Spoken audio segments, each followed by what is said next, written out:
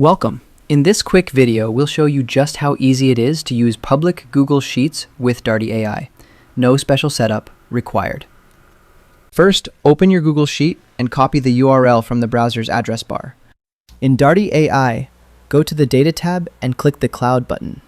Paste the URL into the URL field, then click Import. If the sheet doesn't load, double-check that it's publicly shared.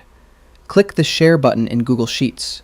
Under General Access, make sure anyone with the link is set to Viewer. Once a sheet has been imported, you can find it again easily. Just click the Cloud button.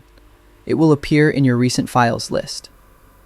To open the sheet in your browser, click the cloud with arrow icon next to it. Click the Reload Data button to refresh the sheet in Darty Ai.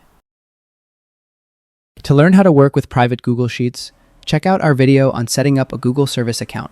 Public Sheets don't need to be in Google Sheets format. They can also be Excel or other spreadsheet files supported by Google Sheets. Thanks for watching and enjoy using Darty Ai with your Google spreadsheets.